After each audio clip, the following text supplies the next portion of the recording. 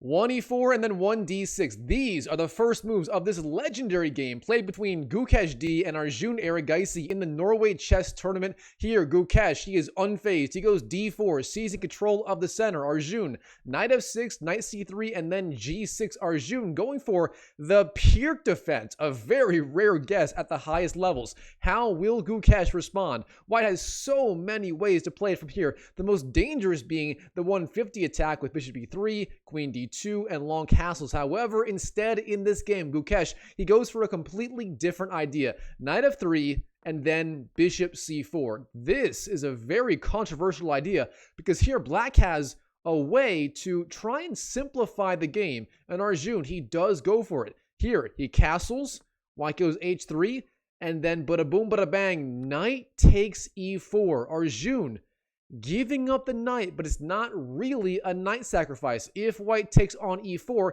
then black goes d5, a very common trap in, what is it, the 4 knights Italian opening after 1 e4 and then e5. The point being, the pawn would fork the knight on e4 and the bishop on c4. Instead, Gukesh, he plays a counter sacrifice. Bishop takes f7, giving up the bishop. The point being, the rook takes back, and then you swoop in, take the knight on e4, and there is no fork. So, we have rook takes, knight takes e4, and then here, the dust has sort of settled. Who does this benefit? It's not really obvious. White does have good development. On the other hand, black has 2 central pawns, and the rook on the semi-open f-file. Honestly, black here looks to be a little bit better. I'm not sure I believe in Gukesh D's weird opening idea. All right, Arjun, d5, knocking back the knight. Now, where does this knight want to go? This is a very important question. Honestly, g3 is the most obvious square. It's very well placed there, but instead, Gukesh, knight to c3 is the move. Now, in a lot of these kinds of positions, white will actually go knight e2, then g3, spending 2 tempi to improve the placement of the knight. So, why did he go to c3 right away? He must have his ideas. He is the world champion after all, but I, for the life of me, just cannot figure it out. All right, Arjun, c5, classical chess. Here we go, fighting for the center. Now, Gukesh, castles. We have c takes, knight takes, and here, of course, Arjun has these 2 center pawns versus the 0 of white, and that means if Arjun can get those pawns rolling down the board, that will be a very dangerous scenario for white. All right, Arjun, knight c6, pressuring the knight on d4. How does Gukesh respond? He goes knight f3, and then black goes d4, putting more pressure on the white center. Now, the knight must move. It goes to e4. Knight to e4 is the move. And then bang, queen d5. Arjun playing fantastic chess so far. All of his pieces are entering the game. Sooner or later, he will go, say, bishop to f5, rook to somewhere, and get all of his pieces in as well. All right, now, Gukesh, rook e1, defends the knight. So far, so good. Gukesh, h6, guarding g5. Makes a lot of sense as white had 3 different pieces that were all potentially eyeing that square. Now, white goes c3. The point being, of course, if you take the pawn, you lose the queen. So a very clever way to try and simplify the game and fight for the center. Now, black goes d3, avoiding that whole scenario with d takes c3, and that pawn on d3 is actually a little bit of a menace. It's not so easy to win back the pawn. I mean, what piece are you going to attack it with? Rook to e3? A rook on that square, I mean, technically it would target the pawn, but it would have to be at least a little bit vulnerable. But Gukesh, he calculated everything out. He actually goes rook to e3 here, targeting the pawn. Can Arjun fight back in time? He goes bishop f5, targeting the knight. The knight goes back to g3. Gukesh somehow getting his knights on these squares after all, and now rook to d8 for Arjun, defending the pawn on d3. Now, of course, white can take on f5. However, Arjun would simply take back with, say, the queen or the rook with an excellent game. Now, Gukesh, bishop d2, finally getting his bishop out into the game, but it's not exactly the best square ever for this piece. All right, e5 is the move for Arjun, both sides burning through over an hour of time so far. All right, here, Gukesh, it is a very important moment in this game. The key move for white is simply queen to b3, offering the queen trade, and if black doesn't go for it, white would have some pressure on this diagonal with the rook and the king. So queen b3 is the clear winner here, but black, he doesn't go for it. Instead, knight to e1 is the move. The knight jumps back, pressures the pawn on d3. However, here, black simply goes e4, further clamping down on the center here. And black is now getting sort of this bind with these two pawns. I mean, yes, the dark squares are weak. Yes, white can't occupy those squares, but really, the knights belong on these squares, not the rook and the bishop. And overall, white's piece coordination is just not looking good. All right, Gukesh, he tries to fight back. F3 is the move, opening up the F file potentially. Black takes, and white takes back. Now we have bishop e6. The bishop retreats, and Arjun, so far, he's got just really phenomenal piece coordination. I mean, look at this. The queen and the rook sliding down on these files. The two Bs slicing down on these diagonals. The knight on c6 also excellently placed. And the pawn on d3, for now, is completely defended, and it really makes white's life difficult in this game. All right, Gukesh, knight to e4 is the move, jumping up with the knight. Then we have knight to e5, offering the knight trade, and Gukesh, he does go for it. We have knight takes, then bishop takes, and then queen to e1. The queen slides over, and white does increase the pressure via the x-ray attack on these two Bs on e5 and e6. All right, rook d to f8 is the next logical move. Black here doubling up rooks on the f file, preparing all kinds of rook f1, rook f2 ideas, depending on how the game goes. Now, Gukesh, knight g3. Once again, this knight does occupy the g3 square. Yes, it's a little vulnerable, but overall, white should be okay. Now here, Arjun, the logical idea, the really obvious one, and actually the strongest move here is just rook to f2, flying in with the rook, and from there are a lot of insane ideas. For example, rook f2 is the best move. If white goes knight to e4, targeting the rook, then black actually has the resource. Bishop takes h3, which turns out is the strongest idea. Check it on your own if you don't believe me. That would be a showstopper idea. So instead of that, here, Arjun, the move is bishop to f4. Now, this move itself is logical. You target the rook, you target the bishop behind it, and so on. The queen may go to d6, targeting g3. Black seems to be doing okay. However, here, Gukesh finds a really brilliant idea. Rook takes e6, giving up the rook there. What is the idea? Obviously, you can't take the rook, as then you lose the queen. However, in response, Arjun goes bishop takes d2, deflecting the queen away from the defense of the rook on the e6 square. Now Gukesh, rook takes g6, winning the free pawn with check. And wait a minute, is black losing the bishop? King to h7 is the move. And here, can white take on the d2 square like this? Would that be a good idea for white? Well, good time for a puzzle. Pause the video if you like puzzles. Well, it turns out queen takes d2 right here is not a good idea. Obviously, black wins the rook, so that is just not something white should try. Instead here, white goes queen to e6, defending the rook. Now, we have queen takes, rook takes. We're officially in the endgame, but anything can happen. What's the material balance here? Both sides have the one minor piece here, and beyond that, white has the one extra pawn. However, that pawn on d3 is just a monster, and black's rooks are very active. Therefore, overall, black should be at least equal in the endgame. All right, the move is bishop f4, targeting the knight on g3.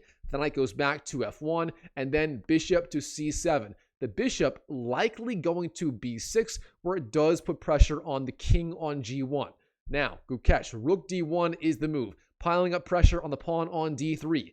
Now here, bishop b6 is the obvious move, and it's actually the strongest one as well. But Arjun, he doesn't like it for some reason. Both sides down to 6 minutes left on the clock. I mean, they've got to hustle to make time pressure here. All right, instead, rook d7 is the move, defending d3. However, this does help white a little bit. The move now is knight d2, the knight trying to find a better square. We have bishop b6, king to h1, and then king to g7. Now knight f3 is the move, rook to f6, offering the rook trade. White goes rook to e4, avoiding the trade. and then rook f to d6, again, further increasing the defense of the pawn on d3.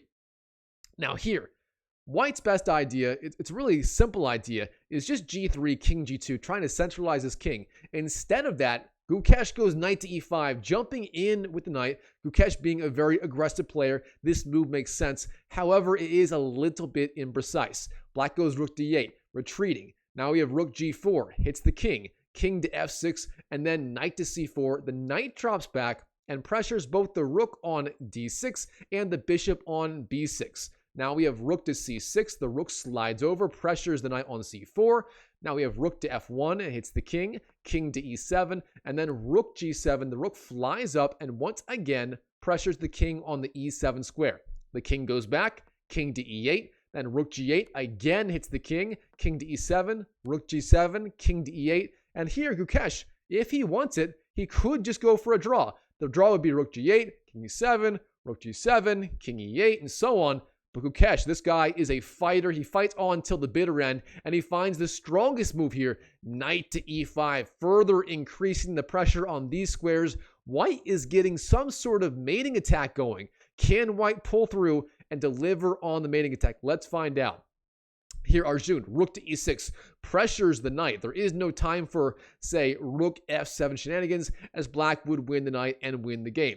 Therefore, instead, white goes rook to g8, hitting the king. King to e7, rook g7, king e8, rook g8, king e7, and here white again does not go for the draw. Instead, he trades on d8. Rook takes d8 is the move. Then we have king takes d8, and then knight takes d3. Gukesh winning the pawn on d3, and let's do inventory. Gukesh, he managed to fight back, and now he has the pawn majority on both sides of the board. The 2 versus 1 on the king side, and the 3 versus 2 on the queen side. Now, don't get me wrong, black's rook is a little more active, and his minor piece is a little bit better than the knight. However, those 2 pawns matter, and white here should have all the winning chances. All right, Arjun, rook to e2. The rook flies in, pressures b2, but fortunately for Gukesh, that knight on d3 already defends the pawn on b2.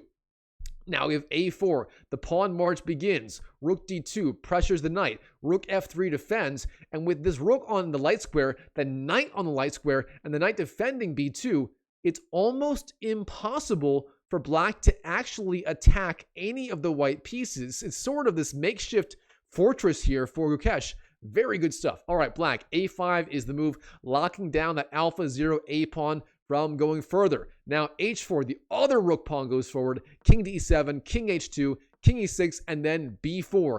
Gukesh decides it is finally time to push the pawns and begin the assault on the queen side. All right, king d5 is the move. Both sides down to, they're in extreme time pressure here. Gukesh, 28 seconds left on the clock versus the 3 minutes and 37 seconds for black.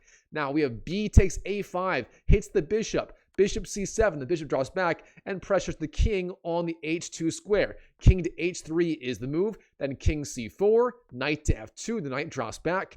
Bishop takes a5, and then knight to g4, pressuring the weak pawn on h6. Now rook d6, the rook drops back, knight to e3, hits the king, king b3, and then knight to f5, again pressuring the rook and the pawn on h6. Now rook to a6, the rook slides over and increases the pressure on the pawn on a4 in the future.